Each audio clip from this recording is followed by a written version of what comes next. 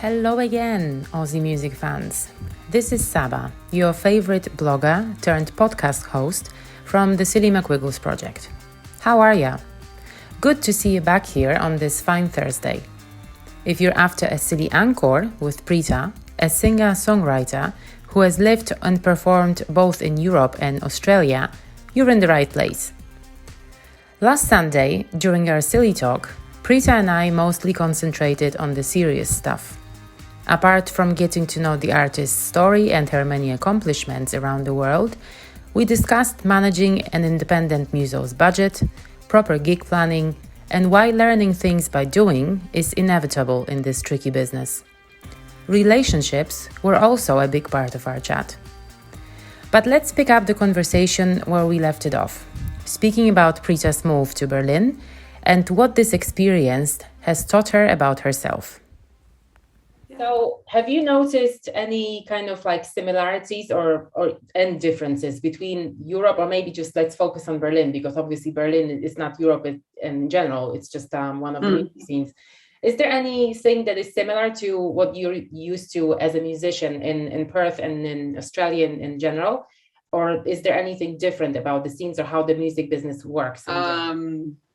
I mean, I did some gigs in Berlin, but I did more around Germany and Europe. Okay. So Berlin was more like my base, and I would go around from there. But I think in general, Germany especially, but a lot of countries in Europe, I feel like, and a lot of my music colleagues feel this way as well, that Europeans are trained from a very young age to appreciate music and to the audiences, like, it's almost, you feel like you're actually treated as an artist, and you're actually treated with respect, and you're treated like you are someone special. You know, when you go to a town and they pick you up and they put you up in a hotel, or they look after you, they make sure that you've got everything you need, and they give you a beautiful breakfast, and like, you know, they do all these things to make you feel honored and special. But the audience also listen, and they clap in between, and they pay attention, and it's just like, and they come up and talk to you afterwards, and there's such a real engagement, I find, in Europe, which you don't get as well. You do get it a little, you do get it some parts here, but for me personally, I sometimes have felt really frustrated that some of the gigs I've done in Australia, you kind of get shunted to the side, like your background music, you're a wallpaper, you're not that important, and then people ignore you. Okay. And you think, why have I spent 15 years full-time playing music, and then, you know, 8 to 10 years traveling all over Europe, you know, playing my songs and performing to these amazing crowds, to come home and be in the corner with no light on and nobody's paying attention?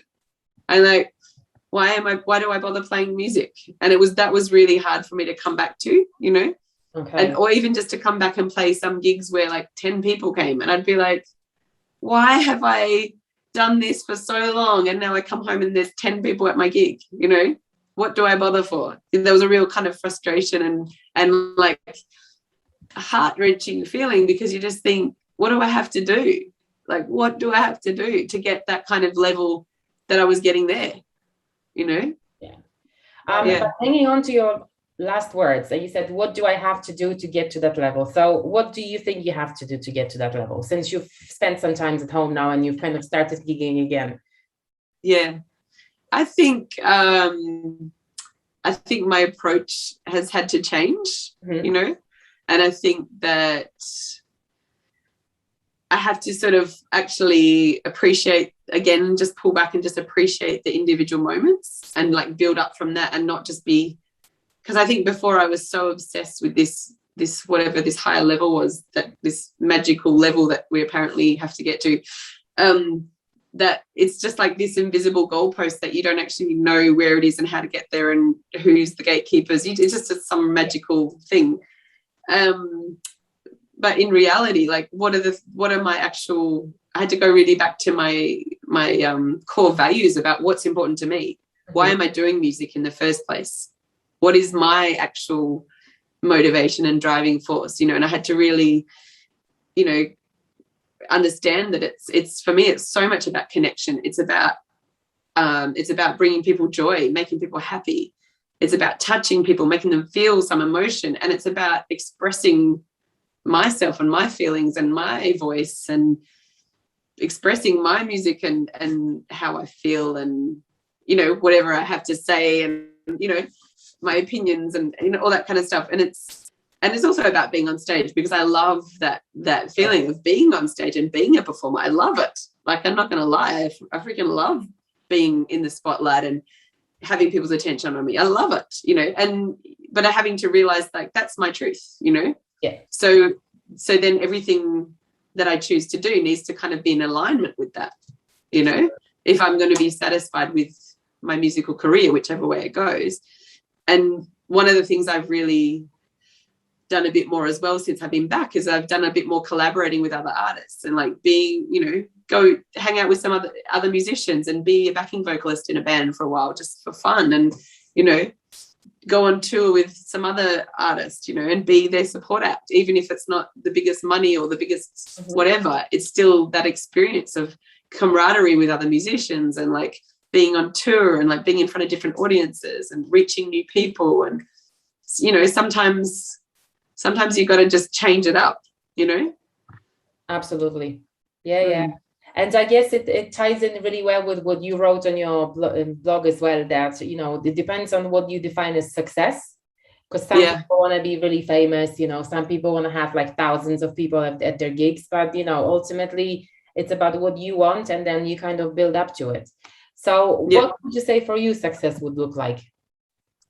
I mean, I still obviously, maybe not obviously, I still do have very big visions for myself. Like, I can see, I would love to be, you know, singing on massive stages in, like, you know, what's that called, that Glastonbury Festival, or, you know, like big stages in America, or like here in Australia, do like big festivals where you've got like a sea of people and they all like sing along to your songs. I would love that. I would so love that.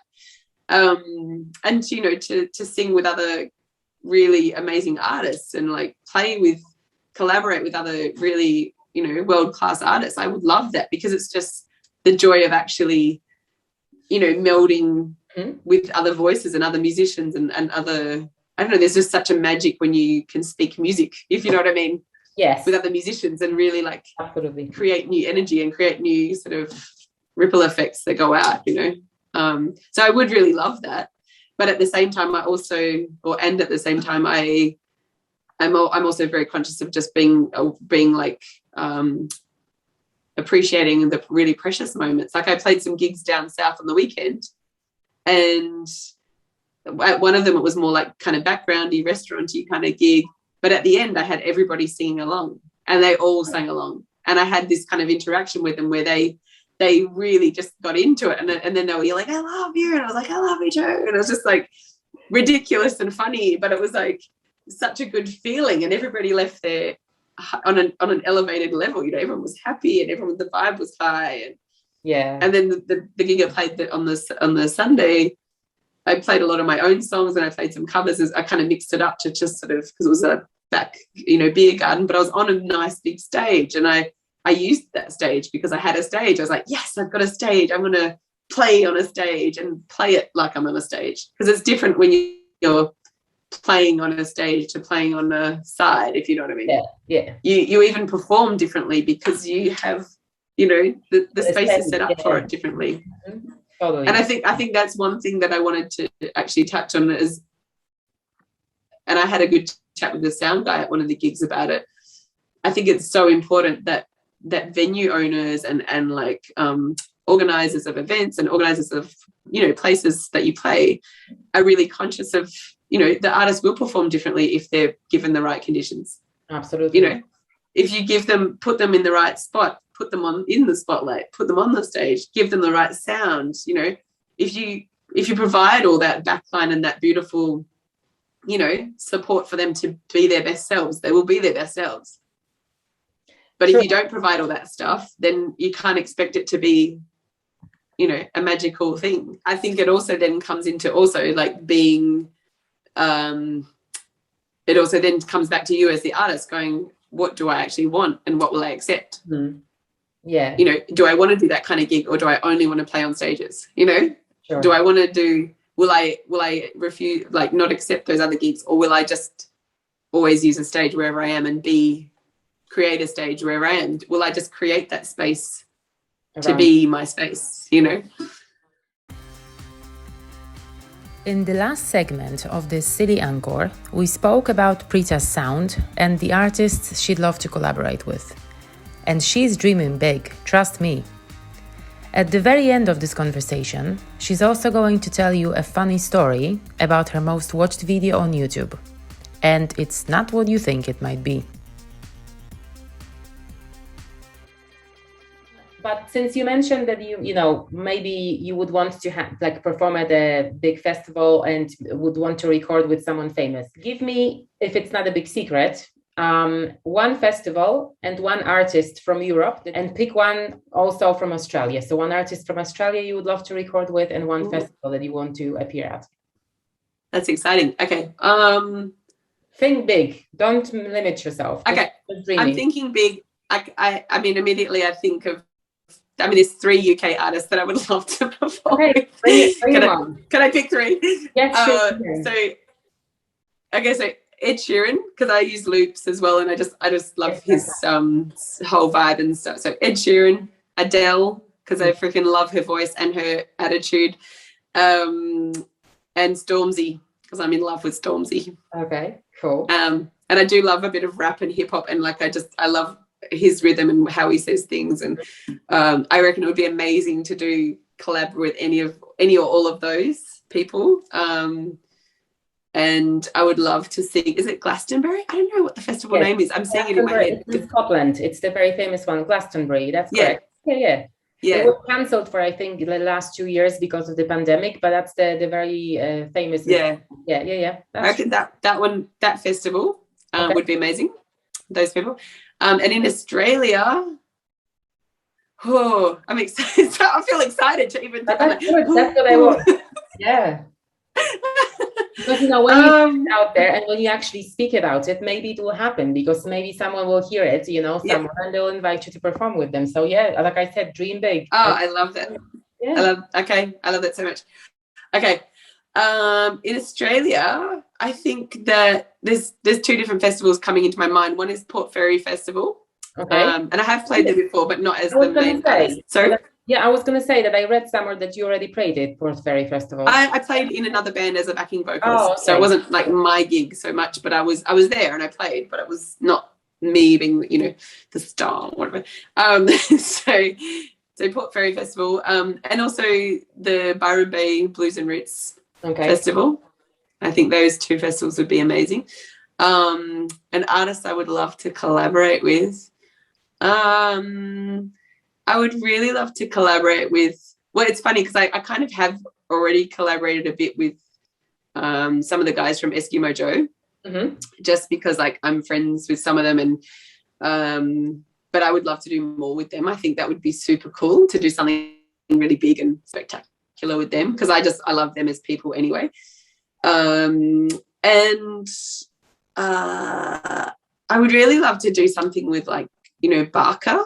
She's a really amazing Indigenous artist. I love her style and her attitude as well, and her song, like that song King Brown. I'm in love with that song. It's like my hype up song when I need to get in the mood to get happy and She's got such an amazing story as well, like her life story and just what she's overcome, and her rhythm and flow, and her I always think it's like poetry when rappers can really rap well. It's just like their lyrics and it's like poetry, it's just.